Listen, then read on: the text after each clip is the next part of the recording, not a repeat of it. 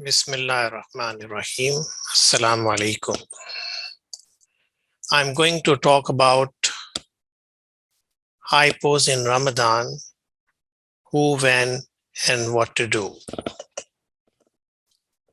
The journey about diabetes and Ramadan fasting started in 2001 with the publication of EpiDiar study, and since then the epidemiological data has been very useful for our learning. For people with diabetes,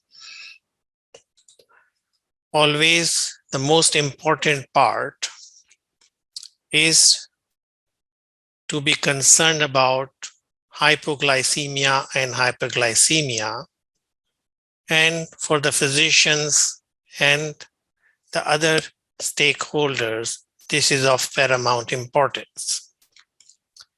In 2010, 10 years after the EpiDiar study, we had another CREED study, but in the subset analysis of the CREED study, we focused again on the hypoglycemia during Ramadan.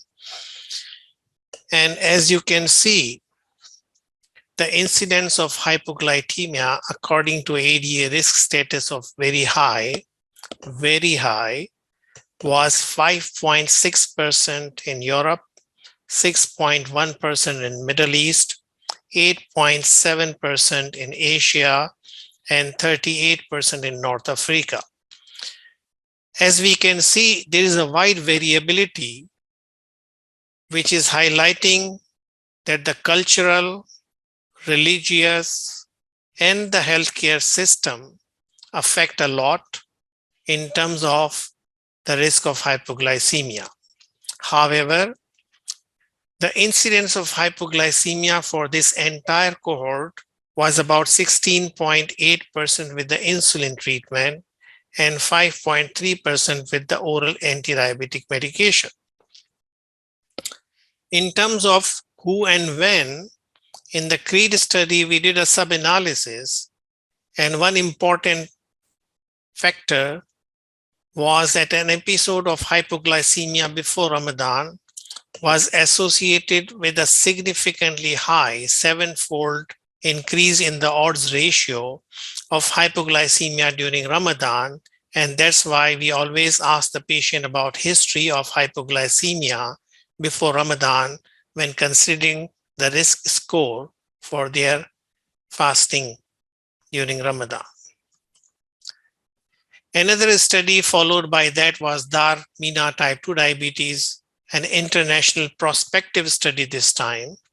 And again, because of the shortage of time, as you can see, the confirmed hypoglycemia increased significantly from 5% to about 10% and was dependent on the treatment regimen.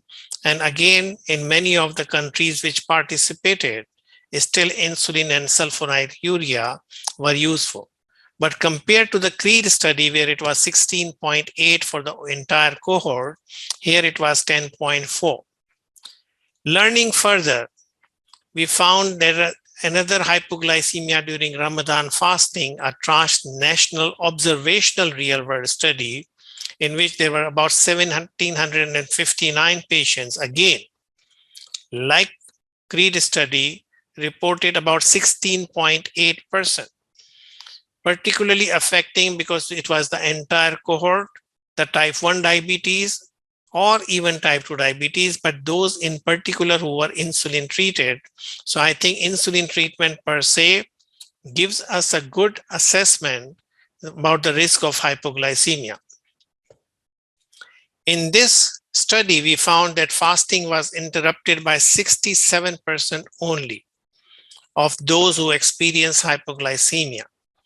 This is alarming. We always teach and educate our patients that once they experience hypoglycemia, whether it is confirmed or not, they should interrupt their fast. In the country-wise analysis, the rate of hypoglycemia was greatest in Egypt and lowest in Pakistan.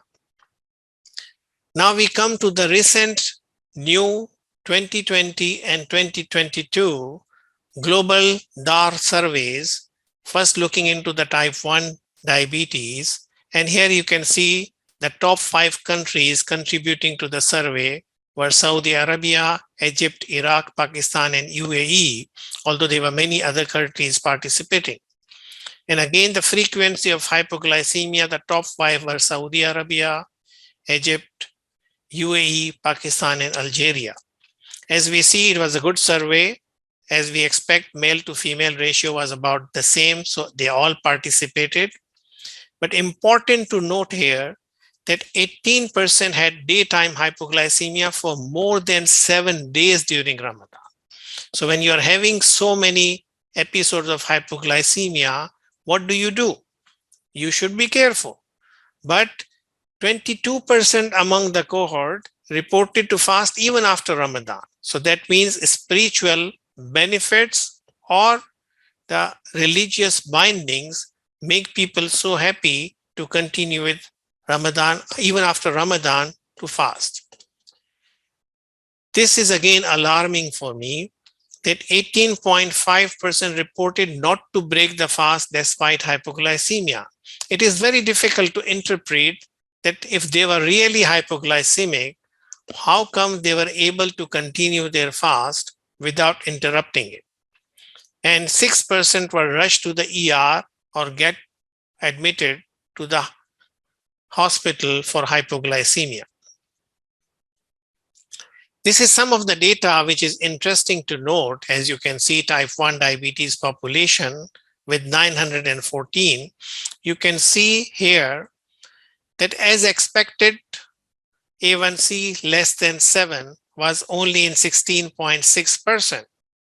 But in this type 1 population, which is always on multi-dose insulin therapy, about 34% had A1C above 9, about 23% with A1C 8 to 9, and about 25% with an A1C 7 to 8. And I'm wondering, how should we educate our HCPs as well as our patient that despite such high hypoglycemia, they were allowed to fast or they themselves chose to fast despite a very poor glycemic control in the setting of type 1 diabetes.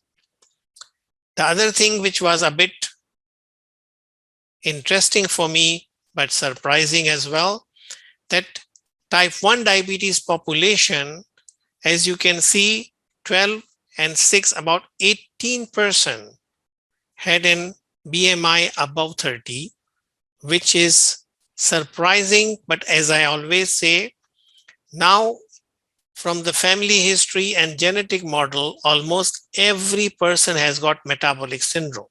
So our type 1 population is originating from those who have got the genetic background of metabolic syndrome or insulin resistance. And as soon as they start treatment with insulin and their glycemic control improves, they become overweight and their BMI increases. So we have to be concerned about it. And that's why the new diabetes therapies may be finding a way into the type 1 management as well. Interesting to note, what was the action taken by these patients? These are type 1 patients after hypoglycemia.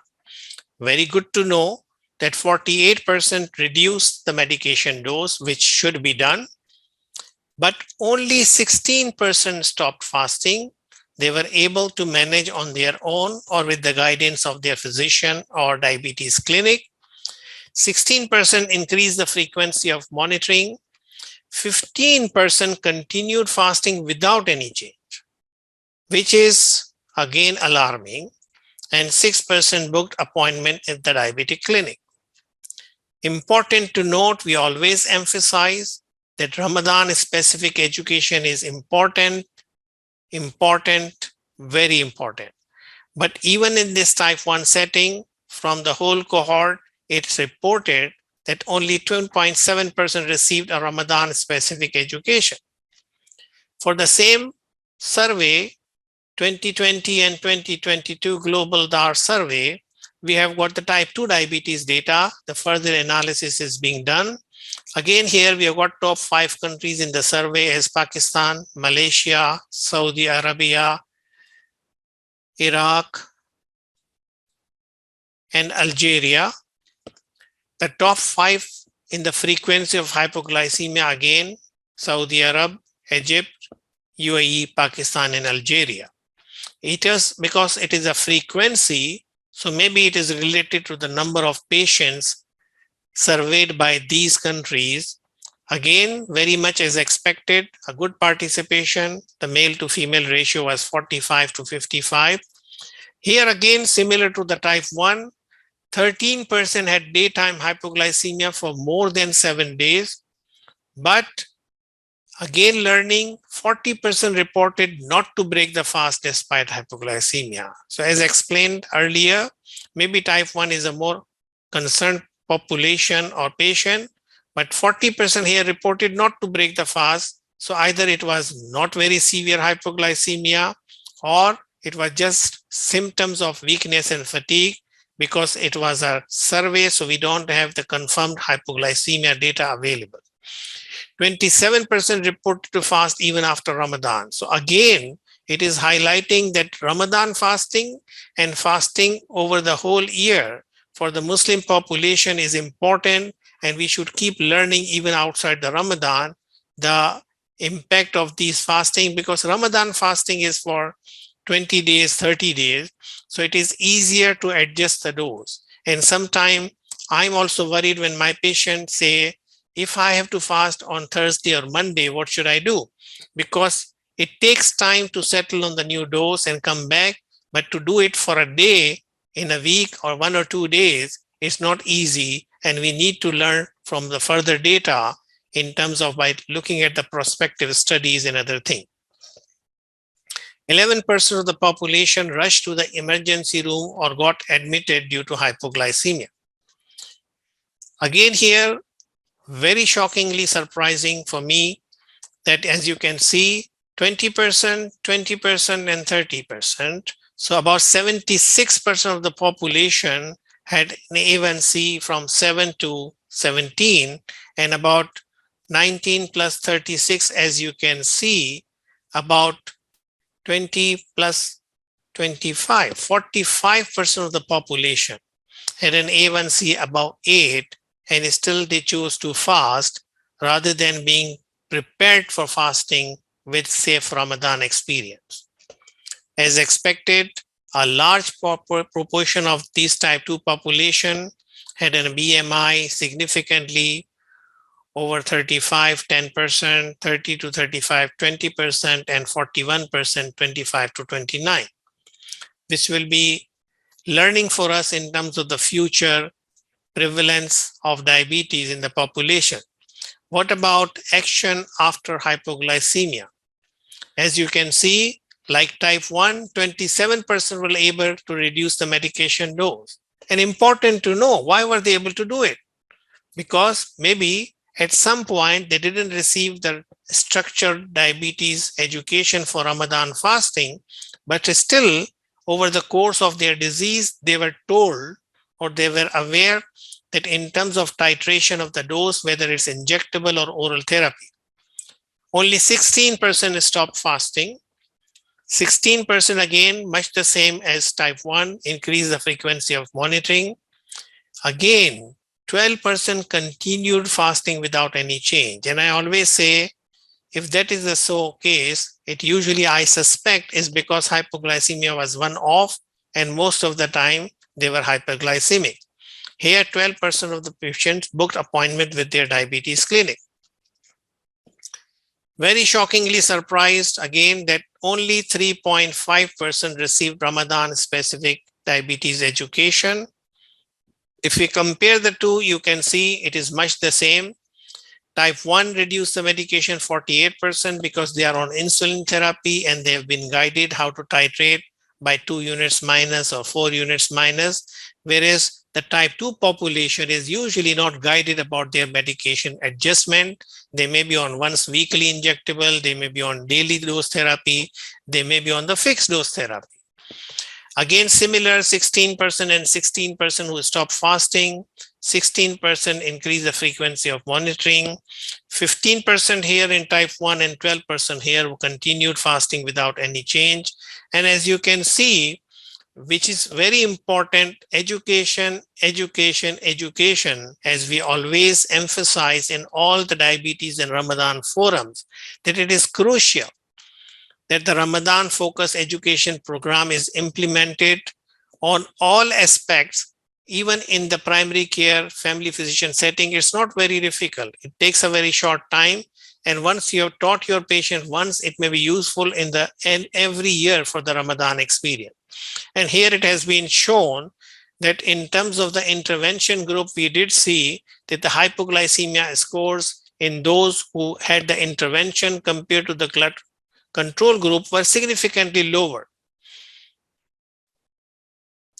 So my final slide is to highlight what we have learned over the years in our epidemiological and other surveys and data, that hypoglycemia risk could be improved by our efforts in terms of properly educating, adjusting the dose before time, and telling the patients about when to interrupt their fast or when they get hypoglycemia and how to up or down titrate their dose.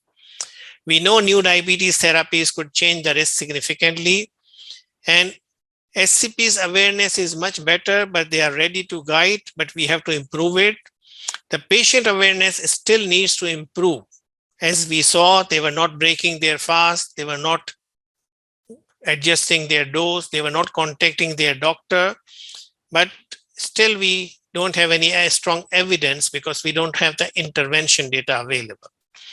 Ramadan focused education is important, but not available to all patients. And as highlighted repeatedly, and now with a very focused, repeated annual programs across the globe from the DAR platform, I must say and congratulate the team that DAR is an important and unique platform to work together on this important subject. Thank you very much. And we look forward to answer the questions during the panel session. Thank you.